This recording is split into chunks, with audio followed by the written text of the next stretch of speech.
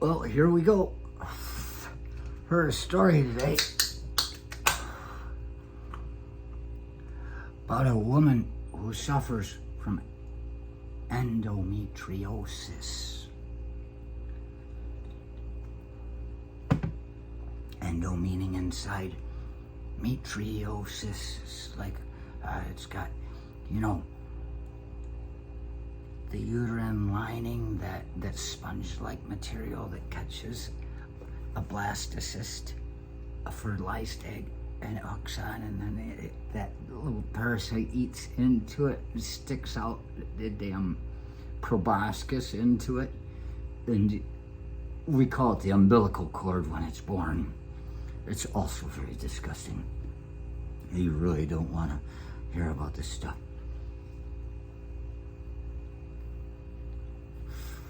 But when a woman's replenishing after her menstrual cycle, this is reforming in there, and it gets in there. This stuff for the uterine lining, and it can get up into the fallopian tubes. And here, now you've got all kinds of hormones coming at that time. You've got follicle stimulating hormones flooding the system. You've got luteinizing hormones just they're doing what they do. You even got prostaglandins, which causes the pain. But aspirin, if you know your cycle, like 2 days before and 2 days after flow, you take a couple of aspirin, I think once a day. It's been a long time since I read the book, but that can get in there, and it's growing, forming, and it can burst through, and it can get into the belly and at the organs and shit like that, and that stuff's still making it grow, and it grows, and that's probably where a lot of cramping comes from. I'm not sure if that's related. I only read the book. I've never suffered the syndrome, and that grows. And so what they find, and it can cause a real serious injury to a woman. It can attack organs, and it seems to me, if I remember right, it'll go docile in there without being flushed out. And then the next time, when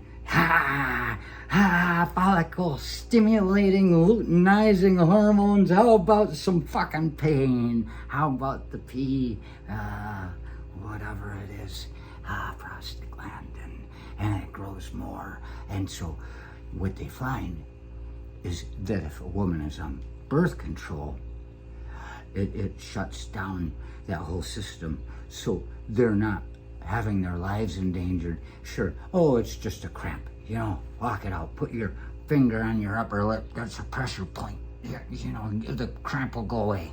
Yeah, you won't feel it so much as it fucking kills you.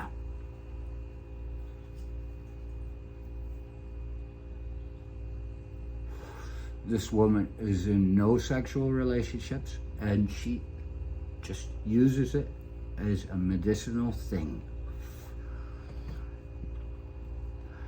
She had her gynecologist, her ObGyn Kenobi, cancel her appointment today, where she was going to get her new prescription, to get her prescription filled for her birth control. It's a common thing that keeps her healthy and safe without needing dirty thoughts to stave off.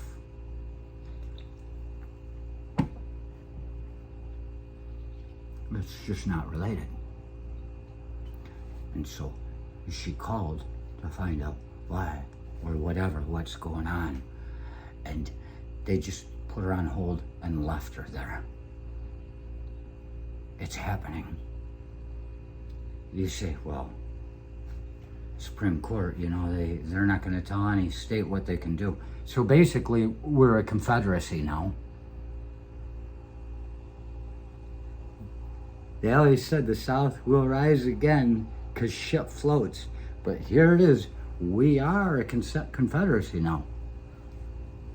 unless somebody fights this shit and fucking, I mean, you know, in a court of law, unless somebody really takes this to heart. They're worried about us becoming communists behind our backs. They're doing it now. From the South, the Confederates are doing it. Used to be better dead than red, but now, and I don't think they'll like the way I say this because of the way they feel about these people. Now they're going to be saying better gay than gray.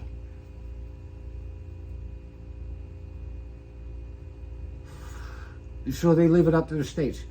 And, you know, I could have looked it up, and I will. Probably won't even talk about it again. But I could have looked up what the laws were in Michigan pertaining to this stuff. But I never did. You get me coming into this. I'm blank on it. Why have I never looked it up? Because in all of my memory that had anything to do with the world outside of the womb, I never had to think about abortion being a problem. It's the people that are against abortions that are the problem. Just blindly. I mean, and even if you say, well, you know, I had one and I've never gotten over it. How about we have you call 988? Maybe you are not somebody that is rationally able to speak about this. Maybe you're still suffering post-traumatic abortion disorder. It's a PTSD thing. So maybe you aren't qualified to say this. How about the people that have never had to suffer and that are afraid of it? They keep us alive in the hospitals as long as possible because we're afraid to die.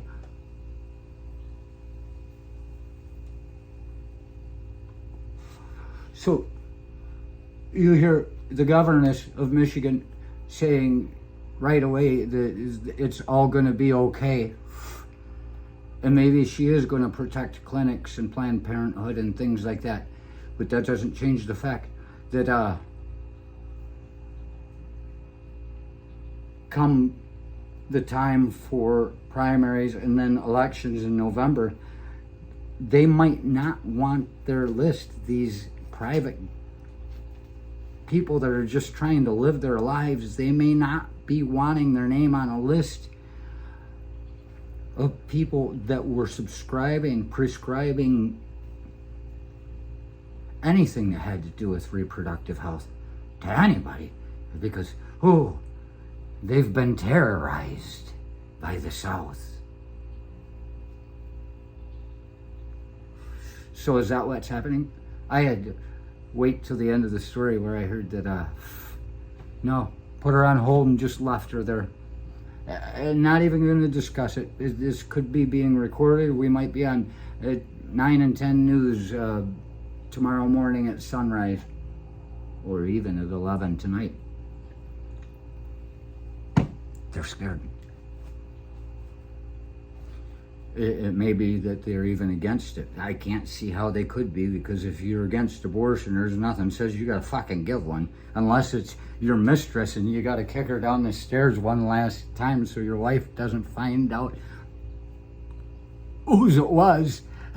Nobody could figure out who her sister was fucking, and all that time it was like the fucking's coming from inside your house.